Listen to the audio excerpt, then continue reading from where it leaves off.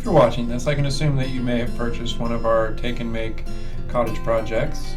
I'm going to go ahead and walk you through a quick instructional video of how to put it together. When you pick up your take and make project, it will come still attached to the piece of plywood that it was laser cut from. So our first step is going to be to punch out all the individual pieces. They're just held in by loose tabs that were left uncut so that they don't fall out of the board, but should break away pretty easily, so that you can go ahead and get all your pieces laid out for construction. Now, when it comes to constructing it, most of it fits together with tabs and slotted tabs that fit together, but we're going to use a little bit of glue to help us along. Any sort of glue you have, I'm going to be using super glue, but Elmer's glue, wood glue, whatever glue you have available should work just fine. And so as we get started, the first piece that we're going to work on, well, we're going to start from the ground up. So the square piece with the 4 slots in it, that's the base of our cabin. So we're going to need the front and back walls, the walls with the pitched front roof.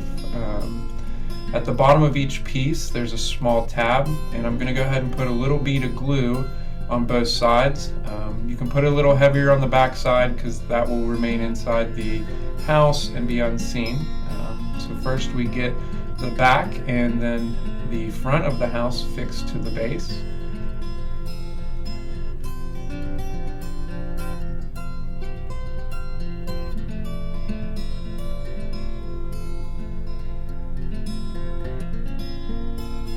Just a little bit of glue on each side.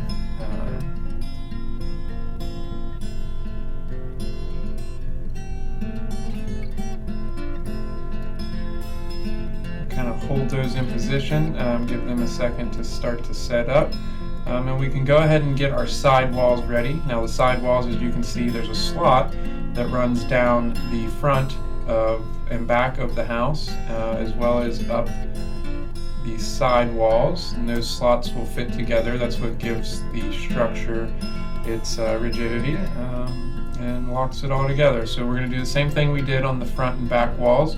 We want to put a little bead of glue. Again, you can put it a little heavier on the back side, and we'll just go ahead and slide that wall into place, and then we'll do the same thing with the other wall. Just putting a little bead of glue on the bottom tab, and then slipping it down into place.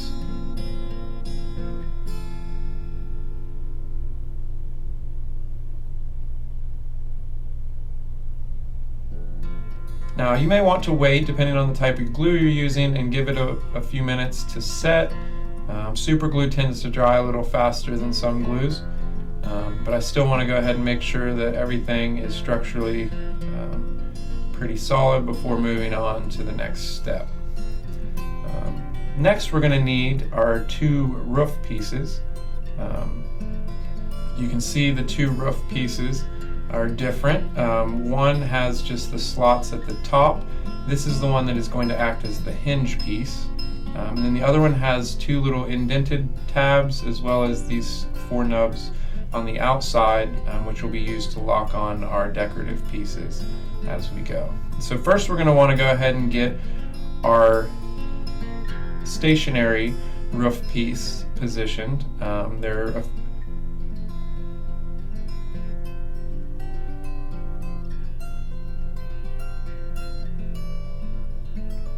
So I'm going to put a little dab of glue on each of the tabs, and go ahead and drop that roof piece that roof section into its place, and kind of hold it so that it can begin to set. But while we're doing this, before it gets too dry, we need to pull apart the top eyelets, which are at the peak of the roof, actually the peak of the front and back wall. Small eyelet holes, that's where these tabs on the hinge door roof will go, so they won't be glued into place. We're going to have to pull apart a little bit on what we just glued, just enough to get those pieces into the eyelets, as you can see I'm doing right here. Like I said, this piece will not be glued into place. It will act as a door, so that this could be used as a jewelry box or any sort of little stash storage container. whatever you'd like to use it for. And so we got our hinge piece in place. I'm going to go ahead and hold it for a little while. It's just the outward pressure of the front and back walls that hold that piece in place. Now that we have our roof attached, we're going to need to move on to our decorative pieces, which also secure the handle so that it can be picked up and moved around easily.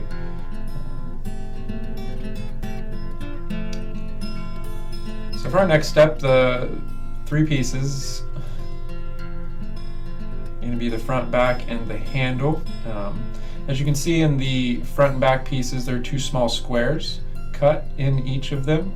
These will fit on the small tabs from our first roof piece, which by now is glued, secured in place. So I go ahead and put some glue. You can go ahead and put some glue on each of those 4 tabs, and then you're going to need to put the front and back piece on, lining up the square holes. This may be, and this part I found to be a little bit trickier. Might require an extra set of hands if you're working on this together as a family. This would be a good time to put a little teamwork to work.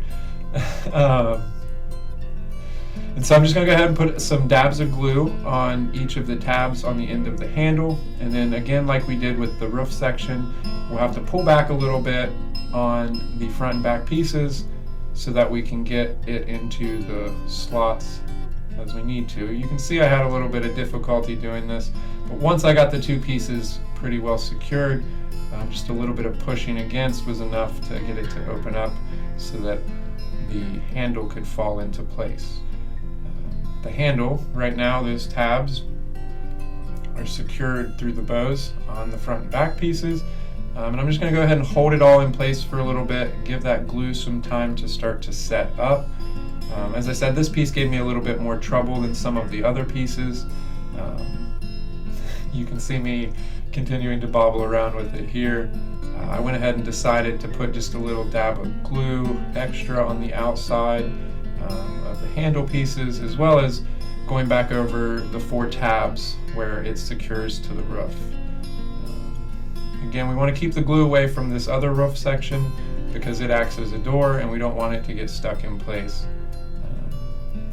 Yeah, if we just kind of hold it secure for a little bit and everything gives a chance to set up, we're pretty well complete with the major build.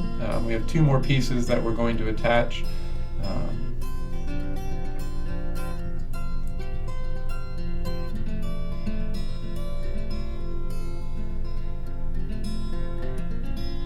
Again, waiting on glue to dry, making sure my hinge still works. At this point, we seem to have the structure pretty well together.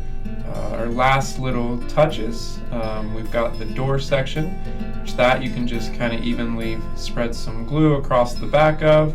And there's a clear spot on the front that doesn't have any graphics or any detail to it. You can see where the door goes. And so just kind of hold that in place long enough for it to start to set up. And then we'll go ahead and take our window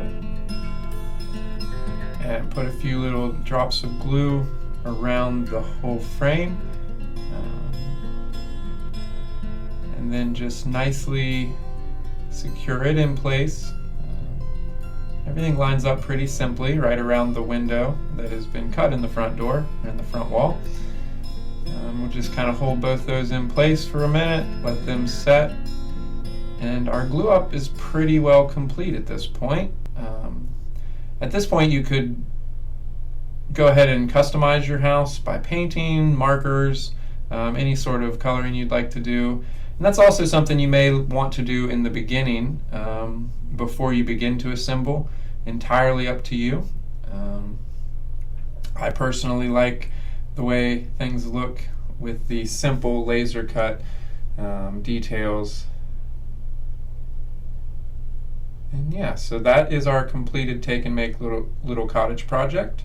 If you have any further questions, you're always welcome to reach out to us at BB2C Makerspace here. And Jared and I would be glad to help you through if you're having any problems. Cute little project, something to do while we're stuck inside on this cold weather or spending time together for the holidays.